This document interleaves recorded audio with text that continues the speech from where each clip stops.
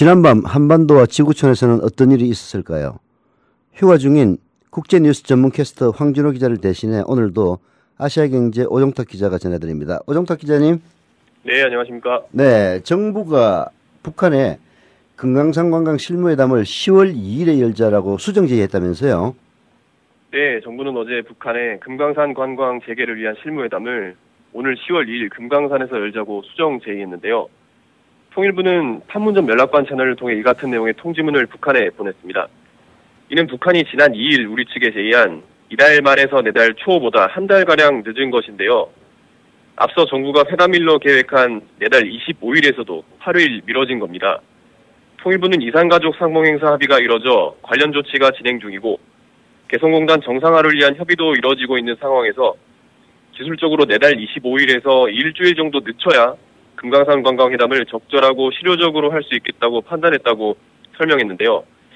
정부는 이번 제의로 이산가족 상봉과 금강산 관광 문제를 한꺼번에 해결하려는 북한의 움직임에 또 한 번 제동을 걸었다는 분석입니다. 북한은 18일 정부의 23일 이산가족 상봉 적십자 실무접촉 제의를 수용하면서 장소는 금강산에서 하자고 수정 제의하는 한편 실무접촉 하루 전날인 22일에는 또 금강산 관광 실무회담을 금강산에서 갖자고 밝힌 바 있는데요. 또 20일에는 일단 이산가족 상봉과 개성공단 문제에 집중하길 원하는 정부의 이산상봉과 금강산 사업은 연결돼 있으며 분리시켜보는 것은 옳지 않다는 메시지를 통지문에 담아 보내기도 했습니다. 우리 정부는 중단된 지 5년이 지난 금강산 관광 문제는 여러 가지를 고려해서 좀 더 신중하게 접근함으로써 발전적 해결 방안을 모색하겠다는 방침인데요. 하지만 북한이 우리 측을 이해하고 수정 제의를 받아들일지는 좀 불투명한 상황입니다. 계속해서 회담 개최일을 역제의할 가능성도 있다고 북한 전문가들은 전망했습니다. 네. 그러면 다음 달 말 열릴 이산가족 상봉 행사 준비를 위해서 우리 측 인원이 오늘 금강산에 간다고 들었네요. 예, 맞습니다. 다음 달 25일에서 30일까지 금강산에서 열릴 이산가족 상봉 행사를 앞두고 오늘부터 내일까지 이틀간 상봉행사 시설 점검을 위한 점검단이 금강산에 들어가는데요. 이번 방문은 우리 정부의 요구에 북한이 어제 동의 의사를 밝힘에 따라 이뤄지게 됐습니다. 이에 따라 대한적십자사와 현대아산을 비롯한 이산가족 면에서 운영에 관한 시설 협력업체 관계자 등 56명이 오늘 이산가족 면에서 등 행사시설을 점검할 예정입니다. 시설 점검은 현지에서 숙박하지 않고 당일 일정으로 점검하는 방식인데요. 현대아산 직원을 제외한 우리 측 인원의 금강산 방문은 2010년 11월 이후 3년 만이라고 합니다. 네. 뭐 이런 과정을 거쳐서 금강산도 잘 됐으면 하는 생각이 드네요. 네. 자, 북한과 중국이 육자회담 재개를 위해 노력하고 있는 정황이 최근 들어 눈에 띄게 나타나고 있다죠? 네. 북한의 핵협상을 총괄하는 김계관 외무성 제1부상이 어제 평양에서 중국 측 육자회담 수석 대표인 우다웨이 외교부 한반도 사무 특별대표를 만났는데요. 북한 조선중앙통신은 이날 김 제1부상이 우다웨이 대표 일행을 만나 신선적인 분위기에서 담화했다고 전했지만 역시 양측의 대화 내용을 구체적으로 밝히지는 않았습니다. 그러나 두 사람 모두 북한과 중국 양측에서 육자회담을 총괄해왔다는 점에서 이번 면담에서 육자회담 재개 방안 등을 집중적으로 협의했을 것으로 보입니다. 김재일 부상은 지난 6월 중국을 방문해 장예수이 외교부 상무부부장과의 회담에서 육자회담을 포함한 각종 대화를 희망한다는 북한의 뜻을 밝혔고 방중기간 우 대표도 만났습니다.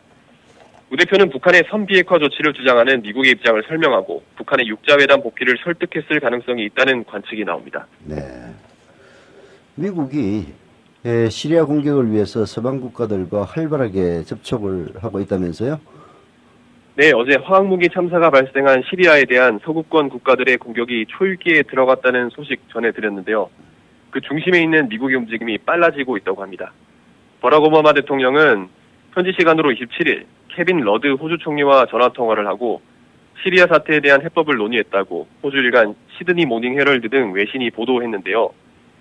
백악관은 전화통화 직후 양국 정상은 시리아 정부군이 수도 다마스쿠스 인근에서 민간인을 대상으로 화학무기 공격을 한 데 대해 깊은 우려를 표했다면서 양국 정상은 대응 방안을 논의했으며 지속적으로 협의해 나가기로 했다고 밝혔는데요.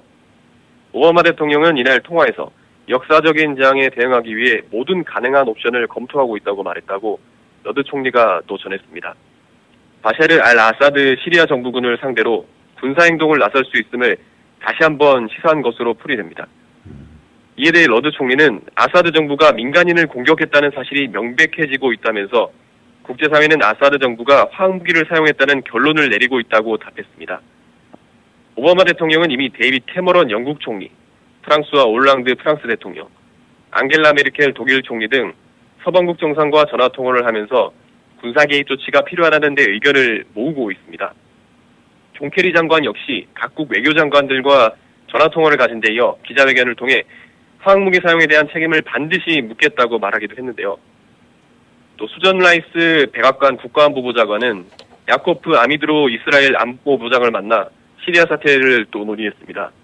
미국 국가안보보좌관 대변인은 양측은 이란, 이집트, 시리아 등 지하의 안보 이슈에 대해 논의했다고 밝혔는데요.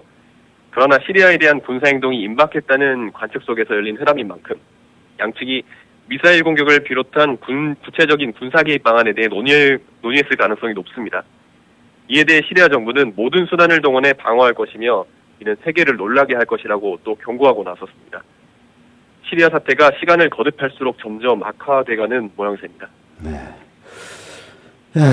다른 문제로 돌려보죠. 애플과 삼성이 다음 달에 스마트워치로 또다시 한번 붙는다면서요?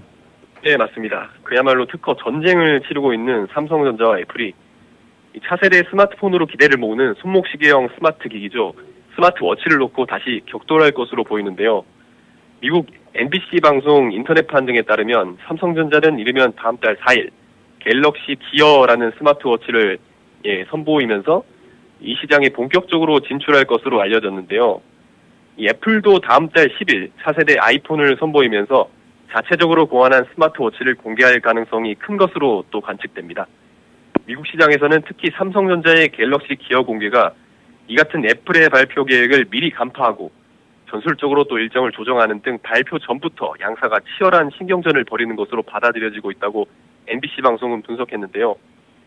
삼성전자가 애플에 앞서 갤럭시 기어를 공개하는 것이 시장의 선두 자리를 차지하는 것이라고는 말할 수 없지만 선제 공격을 한다는 의미는 가질 수 있다는 말입니다. 시장에서는 이미 소니가 스마트워치를 내놓을 뿐 아니라 삼성전자와 애플에 이어 구글과 LG도 뛰어들 것으로 알려져 내년부터 이 시장이 차세대 스마트폰 격전장이 될 가능성이 크다고 MBC 방송은 내다봤습니다. 네. 뭐 또 다른 뉴스는 없어요? 예, 오늘은 여기까지입니다. 아, 예. 지금까지 아시아경제 오정탁 기자였습니다. 수고하셨습니다. 네, 내일 뵙겠습니다. 네.